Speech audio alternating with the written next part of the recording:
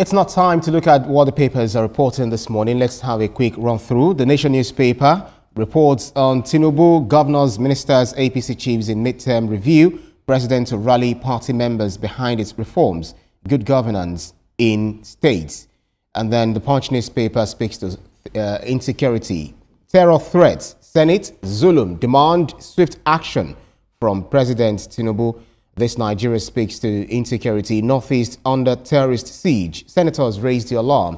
Again, direct military to intensify actions in Adamawa, Yobe, Borno, where fresh attacks have left dozens dead, communities destroyed, and thousands displaced. Zulum, talk about the Guardian newspaper. Zulum flags complicity in terrorism war amid push for new investment.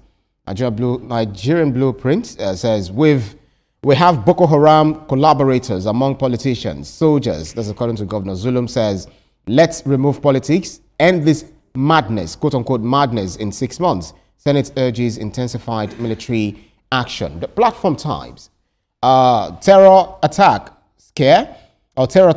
Benin Republic blocks Ogun waterway over arms smuggling. As Borno Governor, Zulum alleges politicians, soldiers aid Boko Haram. Nigeria News Direct talks about economy. Charcoal demand surges as soaring cooking gas prices fuel deforestation in Nigeria. Experts cite poor law enforcement as key driver of environmental degradation. Sport and Live. Most wanted, Osimhen has many suitors. Riera, Nigerian turns down Juve move. Etoma, Veronica, let's begin by what the Nation newspaper has. And it looks like the Nation newspaper is a standalone paper this morning because it's talking about stewardship, giving an account of what the governors, the presidents, as well as the ministers, etc., they are doing their midterm review. And then the president is looking to rally party members behind reforms, good governance in states. We've been talking about the economy, the policies, and how they're yielding results. One way or the other, but looks like some Nigerians are not feeling it, while some Nigerians are ensuring that others, or somebody like us, do not feel it. Yeah, this is why I say it. The price of eggs, and if you look at rice, because I saw a video yesterday on social media where they said bags of rice are coming down. How come a spoon of rice, or 1 serving, is still the same price? You're still selling one egg for 300 naira. Why? Because the difference between the new price and the old price is not much. Maybe it's 2,000 or 3,000. Well, but it's where the person went to buy the rice, the scoop of rice. Yeah, it's just like the same. It's universal. No, not necessarily. Okay. It depends. What I like about that headline is that Mr. President and the governors, and I hope it's all the governors of Nigeria, are coming together to say, 2 years down the line, what have we been able to achieve? Yeah. If we have such interactions periodically, let's say every 6 months or so, some governors that hitherto would have been project-less will start thinking of something to do. It will help the rapid development of the country. So that review for me. Start thinking in 1:45. Oh yes, you yes. Look, let me tell you something. There's a former governor in Nigeria that stayed 8 years and did not one project. Well, posterity will judge him. Yes. And that's why he's talking about. Exactly. That's why I'm talking like this. Let's have them. You will not see that one governor will say, look, my state is richer than this guy's state. How come he has so many projects and I have so little? That competition is healthy for the governors themselves and for Nigerians in general. Veronica, I've seen Water Resources Ministry, I've seen Digital Economy, I've seen Finance, I've seen different ministries that have given their stewardship. And these guys are proud, talking about what they've done so far. And I'm wondering, why are they not using the media to make this noise? That's one. The second thing is that governors are getting more allocation, more than 2 or 3 times of what they were used to getting. People are not asking them questions. Well, people are not asking them questions because they keep directing their conversations to they should go to the federal government, look at the federal government and all of it. And people do not understand. It still boils back to education, that there are different levels to governance, and that the governors are close to the people, although the local government are closest to the people, and the federal government is still way far ahead. And that's why governors get their allocation to develop the state. And that's why a lot of persons say, do not be doing elephant projects that may not necessarily impact the people. Why build an airport that you cannot use? Why engage in certain projects that you know that will not last long or impact the people directly? You should know the peculiarities of your states, and so should engage or embark on projects that will benefit your state and attract investors to your state. So you get these monies, you ask them, what are you doing with it? And then you see some of the things they are doing and you're wondering, how is this impacting that state and the people themselves? So these are the questions the people need to start asking their governors. I mean, you said that you promised that you want to do something for the people. That was why they voted you in. So why should you be competing with someone, or why should you be told that you need to do something, what you are supposed to do? It should come to you naturally, because that was what you campaigned for. But when you do not do it, of course, posterity will judge you at the end of the day that you did not do what you were supposed to do, giving the people dividends of democracy. Now, talking about the ministers not using the media, it's unfortunate. It's really unfortunate that you cannot engage the media to showcase what it is that you are doing, except there is some challenge there. It's not difficult. If the media is not coming to you, if that's the case, come to the media and then speak about what it is you're doing. Make yourself accessible for the media. So if they are not making themselves accessible, there is a limit to which the media can go. If you call them, they don't pick your calls, what do you do? So it's important that these persons make whatever it is they are doing known to the public, and it's only the media that can be that channel to engage whatever it is they are doing and make people know, or make people aware of what it is they are doing. Right, so let's move on to the Punch newspaper, this Nigeria, Guardian newspaper, Platform Times, Blueprints. They all are talking about insecurity, albeit they are also looking at it from, subtly different angles. If you look at the Punch, it's saying Senate Zulum demand swift action from Tinubu, and then Boko Haram better equipped than military. Foreign terrorists infiltrating Nigeria, that's according to Senate, and President should listen to army, not politicians. It is high time we stopped politicizing our insecurity challenges, especially in areas that have been, won over from the stranglehold of the Boko Haram, terrorists. But this time around, these guys seem to be coming back. Yes, insecurity shouldn't be politicized anywhere at all. Because at the end of the day, it is human lives that are being lost. Zulum is feeling the pinch. He's right there. The thing is happening in front of him. And I'm sure everything he has done so far to battle it has proved abortive. So he needs support. This man is sort of crying to the federal government to do this. And the quicker, the faster they do it, the better.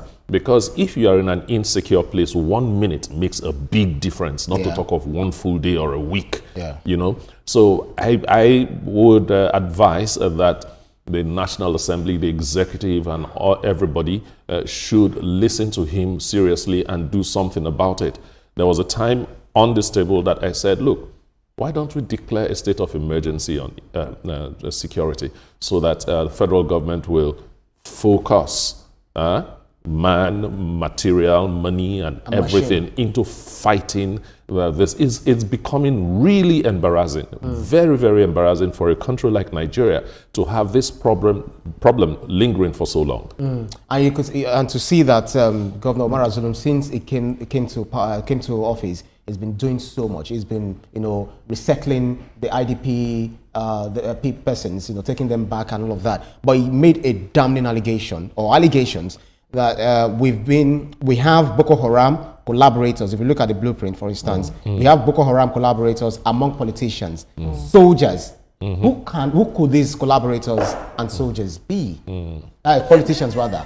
You're asking me like I'm the one that got I think I've been found wanting of rhetorical questions this morning. But you see, The governor is the chief security officer of that state, and so he gets information from those who are on the field, talking about security personnel on the field, and so would not be flippant.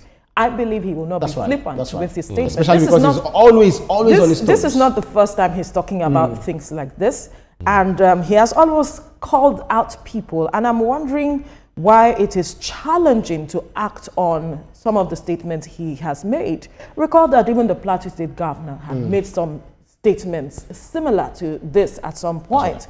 So I'm wondering why it is so difficult for us to engage these governors and build on these statements and whatever information they have had, or what the challenge really is as to working with military personnel and talking about not listening to politicians.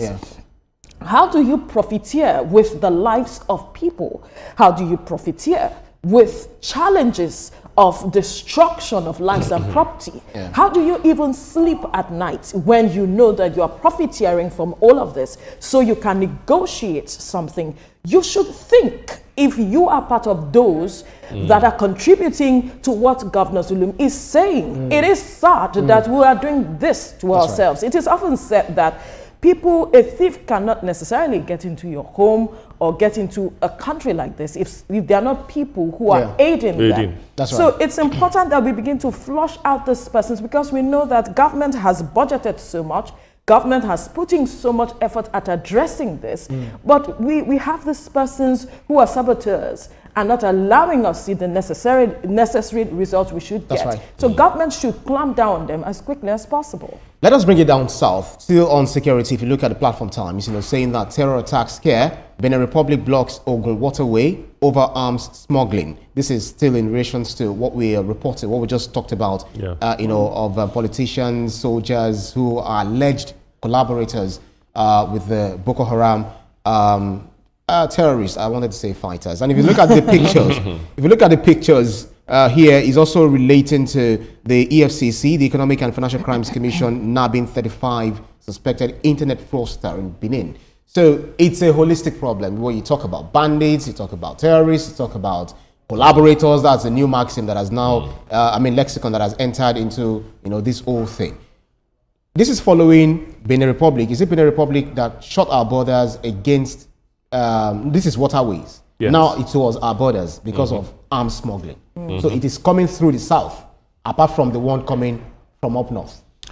Arms proliferation comes from everywhere. Now, coming from the south, there was unrest in the Niger Delta before now, there was a lot of buying of arms and all that. So that route is still there, and people are taking advantage of it to even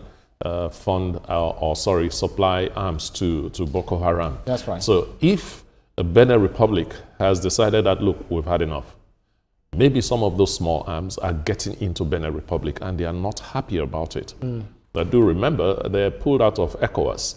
They pulled out of ECOWAS, and when that coup happened in Benin Republic, they weren't very happy. The stance of the president of Nigeria as chairman of ECOWAS concerning the coup. So they will want to do everything to separate themselves from whatever problems Nigeria is having. That's right. And anything they can do physically to ensure that that separation is clear and everybody knows that, look, we don't have a hand in this thing, I think they will do it, and that's what they are doing. How can we strengthen our intelligence, Veronica? Because oftentimes when you think of intelligence, you go to the US, you go to the UK to help us with intelligence about some things happening on our own soil.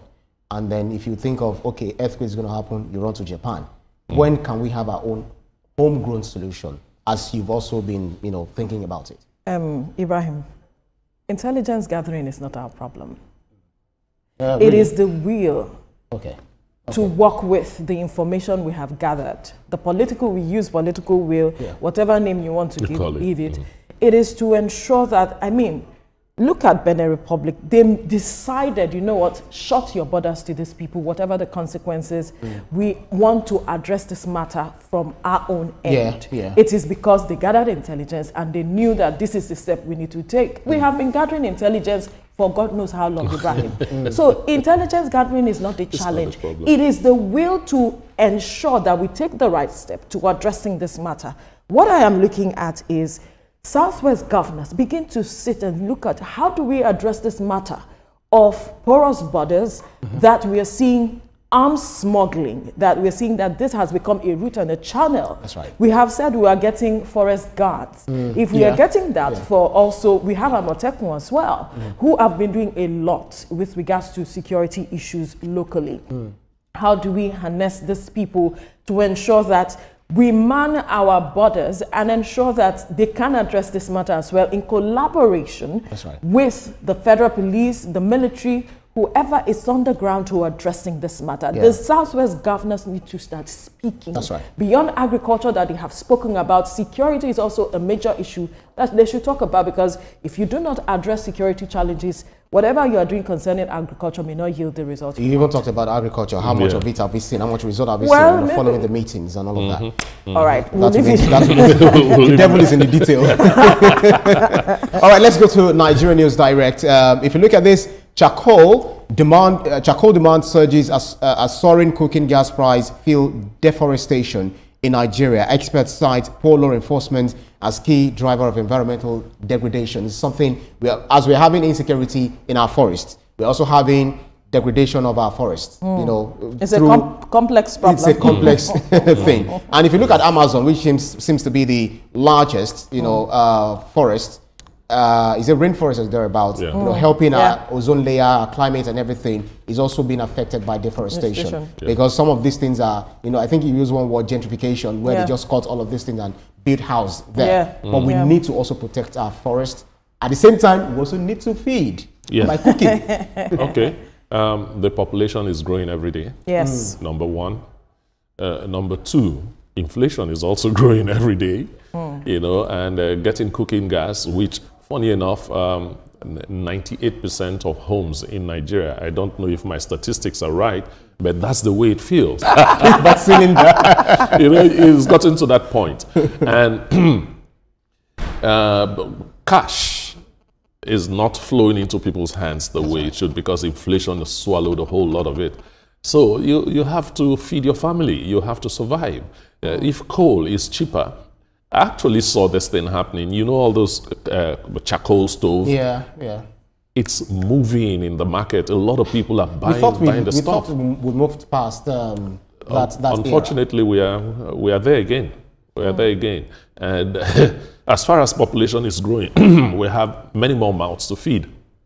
And that means that anything that has to do with cooking has to be in surplus supply. Unfortunately, that's not the case with gas. And people are becoming, fabricators are becoming very innovative when it comes to using charcoal to cook. One of the landlords in my estate was complaining of his tenants. Very beautiful, edifice, beautiful house. Was saying that the kitchen is now getting darker because the tenants refuse to, use gas instead of he's using charcoal instead of gas. Inside the house? Inside the house. That's dangerous in the first place, because you can burn down that house. There are other people who will be using gas there, and so if anything happens, there could be an explosion. So that tenant should take note. Thank you. But the issue here is that, like Etoma said, the growing population, it's a major challenge, and man's activity will keep affecting what we are seeing around us. Climate change, deforestation, you have climate change, and so everything is happening rapidly because of human activities. How do we address it? What are the alternatives that we have to addressing all of these issues? I think that we need to start looking for homegrown solutions to addressing our peculiar issues. Unfortunately, we are not necessarily thinking in that direction. I know there are researches been done in all these institutions, agricultural institutions. I think we need to start dusting those research to look at alternatives that we can begin to adopt that are affordable, accessible for people, especially in Nigeria, and then we can think of, selling to the rest of the world, until we begin to look inward as to how do we address these common challenges across the world, such that we can position ourselves as solution providers for the world. Until then, we'll still be faced with these issues. And I think there used to be this greenish something that was used sometime to cook. I can't remember the name. I don't know whether you guys have seen it. It's just like green substance like this? No, I haven't seen it. They are very thick. You are the one that's always seen everything. If I remember the name, you most likely have seen it. Sporting Live says, most wanted, Osimhen has many suitors. Riera, Nigerian turns down Juve move. Looks like Osimhen is just, Chelsea is after him. Everybody is after him. Galatasaray is saying, we can pay, but can they sustain that payment? Yeah. It's a lot. It's a lot. So it's good for Osimhen because his 2024-2025 season did not start. It was a rocky and shaky start for him until he went on loan to Galatasaray, and here we are now. He performed so well and everybody now wants him. So hopefully Chelsea could buy him, or whoever, Juve could buy him. That's at the end of the day. Whoever he decides to marry, since he's the beautiful bride. No, he can go into polyandry. Play for this today, play for the other one the following day. Well, that's about it for the newspapers up for review this morning. Still to